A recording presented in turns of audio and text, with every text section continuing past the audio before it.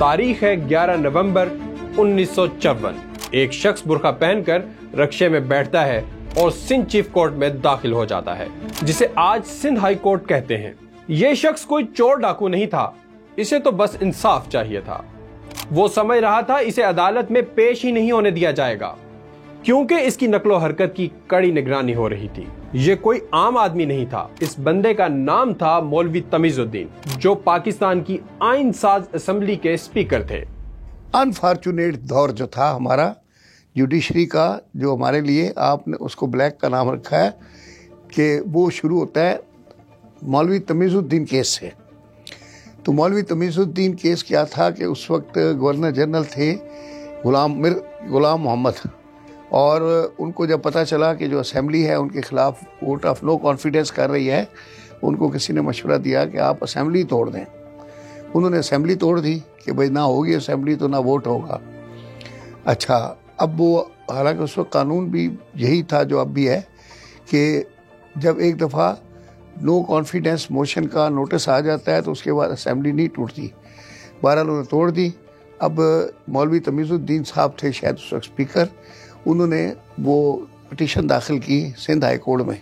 तो उस वक्त भी हालात ऐसे थे जो आजकल हैं। तो वो पिटीशन दाखिल करने वाले को, पिटिशनर को आना हाई कोर्ट में नामुमकिन था। तो वो बुर्का पहन के, मौलवी तमीजुद्दीन साहब बुर्का पहन के हाई कोर्ट में आए, और वहाँ उन्होंने जो प्रेजेंटेशन ब्रांच होती है, जो भी सुपरिटेंडेंट या रजिस्ट्रार था, उसके पास वो पिटीशन प्रेजेंट की, और फिर वो पिटीशन प्रोसेस होके लग भी गई कोर्ट में।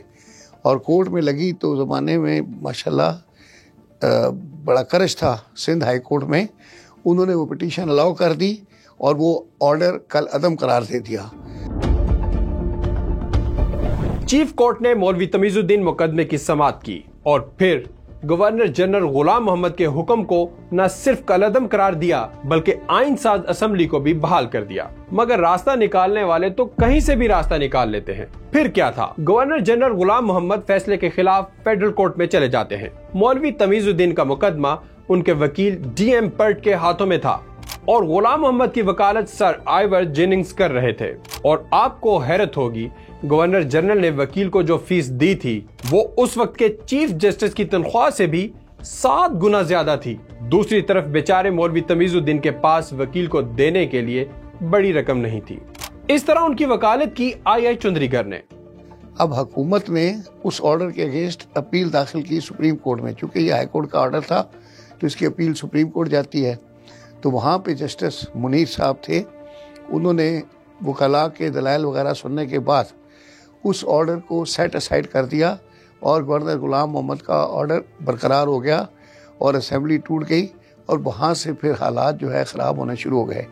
और वहाँ से जस्टिस मुनीर साहब के ऊपर जो भी क्रिटिसिज्म अखबारों में भी हुआ, अवाम में भी हुआ, वकला ने भी किया, बहरहाल वो आज तक चल रहा है।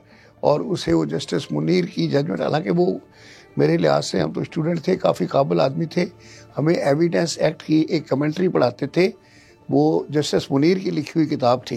लेकिन इसके बावजूद जब उनका ये जजमेंट आया तो उनकी वो सारी जो भी कारकर्दगी और तालीमी काबिलियत थी वो ज़ीरो हो गई।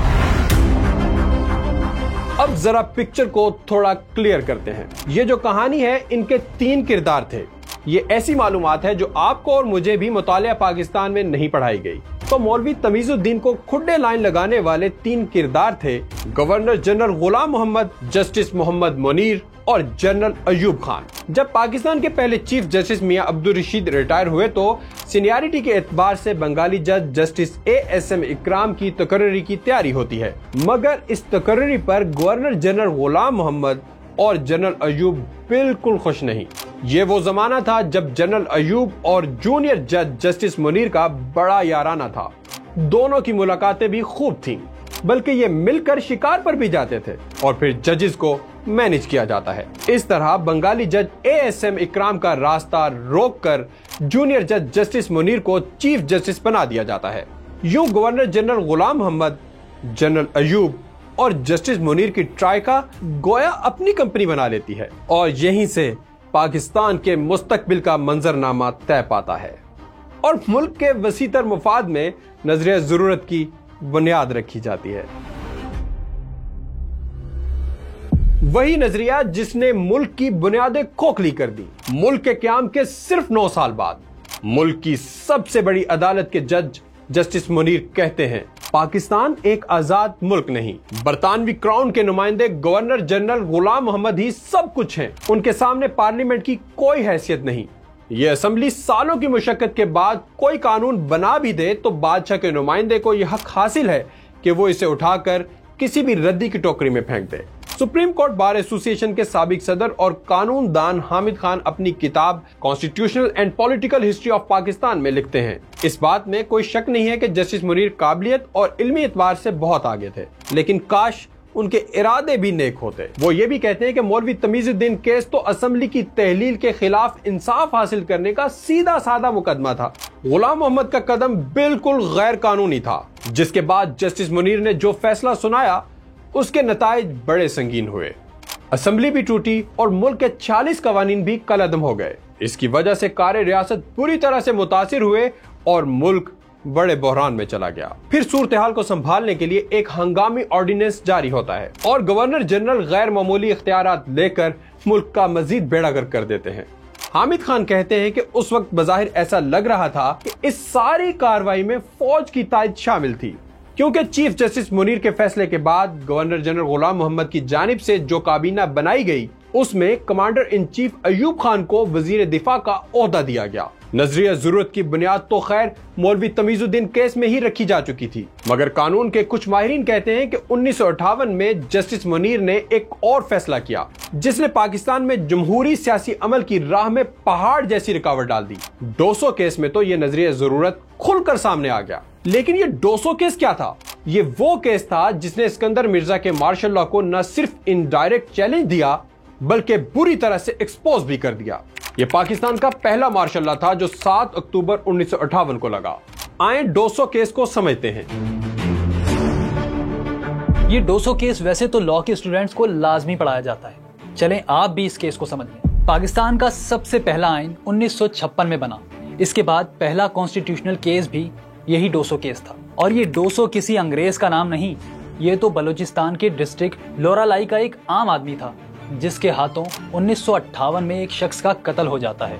लोग इसे पकड़कर जिरगे में ले जाते हैं जो 1901 में दिए गए गोरे के कानून यानी फ्रंटियर क्राइम रेगुलेशन के मुताबिक इसे मौत की सजा देता है। 1956 के आइन से पहले ये कबायली इलाकों पर यही कानून लागू होता था। आइन क्योंकि नया नया बना था, मुकम्मल इम्प्लीमेंटेशन भी नहीं हुई थी, इसलिए कबायली इलाकों में यही कानून चल रहा था। FCR कानून था बड़ा सख्त, इसमें मुतासरा आदमी की बात ज्यादा सुनी जाती थी, दूसरे फरीक की नहीं। चलिए मुद्दे पर आते हैं। जब 200 के रिश्तेदारों को पता चला कि मुल्क में तो आइन बन चुका है तो उन्होंने इसे लाहौर हाई कोर्ट में चैलेंज कर दिया। यूं ये केस आ गया लाहौर हाई कोर्ट में। इस तरह आर्टिकल 5 और 7 के मुताबिक 200 की सजा खत्म हो जाती है। रुके, पिक्चर अभी बाकी है। इस फैसले के बाद एक नया पेंडोरा बॉक्स खुल जाता है। एक नया सवाल जन्म लेता है कि 56 के आइन के मुताबिक जिरगों ने जो भी फैसले सुनाए वो सब गैर कानूनी और गलत हो गए। अब सूरत हाल बड़ी नाजुक हो चुकी थी। बात यही नहीं रुकती। फेडरल गवर्नमेंट सुप्रीम कोर्ट से अपील करती है कि लाहौर हाई कोर्ट के फैसले पर नजरसानी की जाए। सुप्रीम कोर्ट 200 केस की हियरिंग के लिए 13 अक्टूबर 1958 को फेडरल गवर्नमेंट और लाहौर हाई कोर्ट को तलब करती है, मगर 7 अक्टूबर 1958 को सिकंदर मिर्जा मुल्क में मार्शल लॉ लगा देते हैं।